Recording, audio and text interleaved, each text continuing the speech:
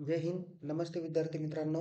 आज दिनांक 30 जानेवारी 2026 रोजी first year BBA semester first जे विद्यार्थ्यांनी AICTE या अभ्यासक्रमातून प्रवेश घेतलेला आहे, त्यांच्या 2024 पॅटर्नच्या हिवाळी सत्र परीक्षा 2025च्या परीक्षा वेळापत्रकाबाबत आपण या व्हिडिओमध्ये माहिती घेणार आहोत. तर आज दिनांक 30 जानेवारी 2026 रोजी हे परीक्षा वेळापत्रक जाहीर झालेलं आहे.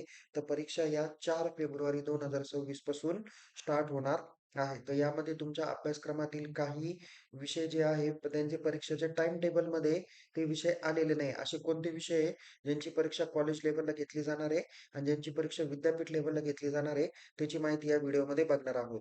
परीक्षेसाठी किती वेळ आहे, एकूण किती मार्काचा पेपर राहील, कितीला पासिंग आहे, याची पण माहिती आपण बघूया.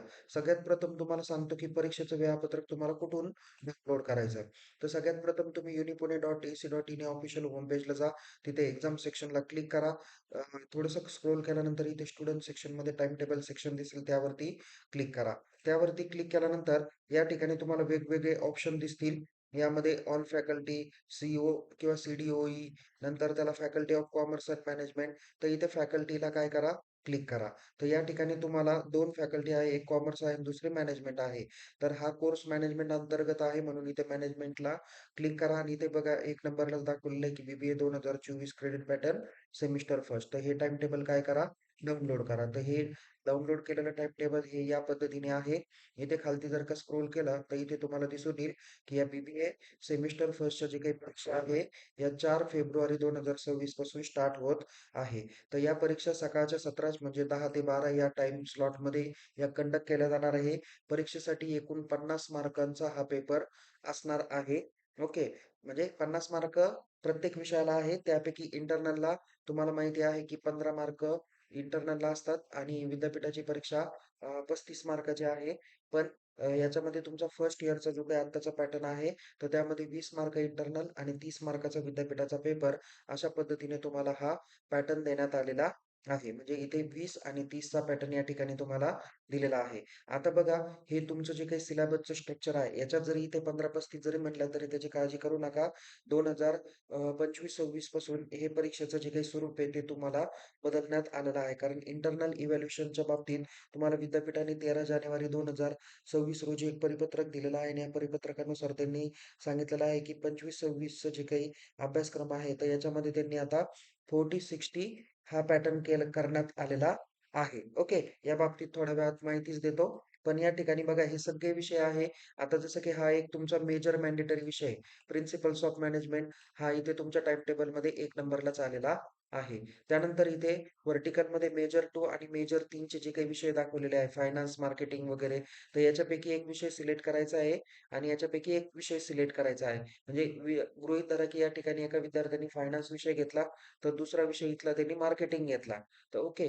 तर त्यांचा जो काही पेपर आहे तो या पद्धतीने होईल बघा. फायनान्सचा पेपर इथे 9 तारखेला होणार आहे. तर मार्केटिंगचा जो काही पेपर आहे तो त्याचा 12 तारखेला होईल. इथे विद्यार्थ्यांचं वेगवेगळं राहील. कोणी सर्व्हिस मार्केटिंग घेतला असेल, कोणी ॲग्री बिझनेस घेतला असेल, म्हणजे सर्व्हिस मॅनेजमेंट, तर कोणी फायनान्स आणि HRM घेतला असेल, कोणी मार्केटिंग आणि सर्व्हिस मॅनेजमेंट घेतला. वेगवेगळे विषय असेल, तर या इथं 5 तारीख, 6 तारीख, 9 तारीख, 11 तारीख आणि 12 तारीख याच्यापैकी एक विषय म्हणजे याच्यापैकी कोणतेही 2 विषय तुमचे असणार आहेत. ओके. तर ते तुमच्या हॉल तिकीटमध्ये आले असतील, ते काळजीपूर्वक पद्धतीने तुम्ही बघा. ओके. म्हणजे इथे तुमचा मेजर 1, मेजर 2, मेजर 3 चे विषय तुमचे झालेले आहेत. त्यानंतर इथे OEचे जे काही विषय आहे, जसं की या विद्यार्थ्यांनी 103 MTS, 103 STS घेतलेला आहे. तर त्यांचे जे काही पेपर आहे, ते 16 तारीख, 17 तारीख आणि 18 तारखेच्या दरम्यान त्यांनी जो विषय घेतलेला आहे, तो यापैकी या ठिकाणी दाखवलेला आहे. तुमचा कोणता विषय आहे, त्या पद्धतीची क्वेशन पेपर तुम्हाला येईल. क्वेशन पेपर पण काळजीपूर्वक पद्धतीने तुम्ही डाउनलोड करा. एक पेपर तुमचा 16 तारखेला राहील, तर एक पेपर 17ला राहील.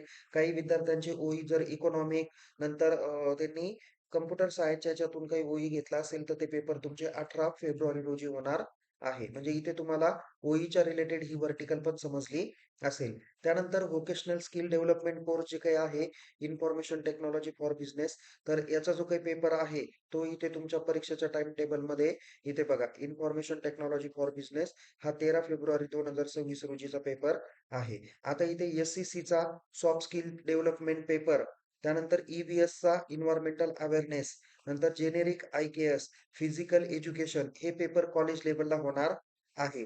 त्यानंतर इथे तुम्हाला एक दाखवलेला आहे AEC एबिलिटी एन्हान्समेंट कोर्सचा जो काही पेपर आहे, तो तुमचा 14 फेब्रुवारी 2026 रोजी होणार आहे. बिझनेस कम्युनिकेशन स्किल या नावाचा. ओके. म्हणजे तुम्हाला हे बाकीच्या सगळ्या विषयांचे पेपर विद्यापीठ लेव्हलला होणार आहे. ज्याचा 20 आणि 30चा पॅटर्न आहे. 20 मार्क इंटरनल असेसमेंटला आहे.